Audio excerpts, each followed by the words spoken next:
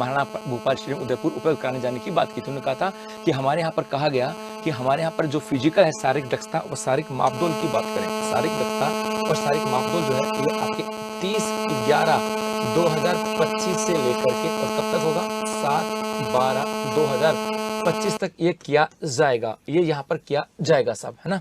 तो ये यहाँ पर किया जाएगा, इसका मतलब आपके 30 नवंबर से लेकर के और 7 दिसंबर तक आपका फिजिकल है, और जो बच्चा पूरी फिजिकल के पूरी ईमानदारी के साथ तैयारी कर रहा होगा उसके सिलेक्शन को रोक नहीं सकता। अब आपके मन में ये भी होगा कि सर फिजिकल में होगा क्या, भाई फिजिकल के अंदर होगा क्या।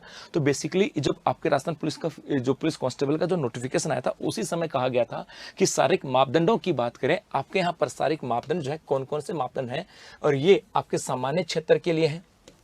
ये शारीरिक मापदंडों की बात करें ये आपके किसके लिए हैं, सामान्य क्षेत्र की बाट करें उनके लिए हैं।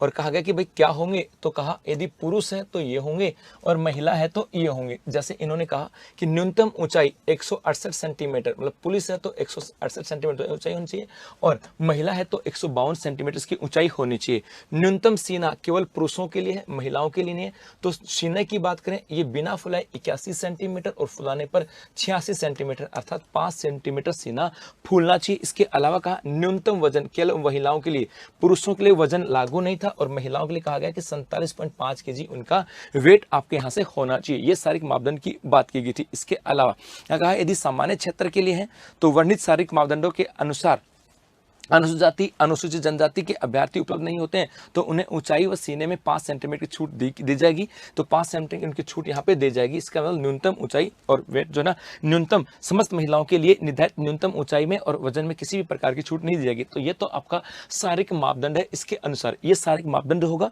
और यदि आप शारीरिक मापदंड के अंदर असफल होते हो तो आप उसी दिन अपील करके और वापस 500 रुपये फीस दे करके और वापस से अपना शारीरिक मापदंड करवा सकते हैं। और उसके साथ यदि आप शारीरिक मापदंड में सफल होते हो तो आपको फीस भी वापस दे दी जाएगी और आपको आपकी चयन आगे की चयन प्रक्रिया उसमें शामिल कर दिया जाएगा। और उसके बाद में आपकी फिजिकल आपकी रेस होने वाली है। उसके बाद होती है आपकी रेस, उसके बाद क्या होगी आपकी रेस यहाँ पर होगी। और उसके बाद में एक आपका यहाँ पर होने वाला है डॉक्यूमेंट वेरिफिकेशन। तो आपकी रेस यहाँ पर होगी और मुझे उम्मीद है आप लोगों ने रेस करनी प्रारंभ कर दी होगी। तो मेरे भाई रेस करना प्रारंभ कर दो क्योंकि रेस टफ होने वाली है। और उसके साथ आपके डॉक्यूमेंट्स की बात करें तो डॉक्यूमेंट्स के अंदर आपके जैसे आपके पास जैसे 12th की मार्कशीट की बात करें ये होनी चाहिए।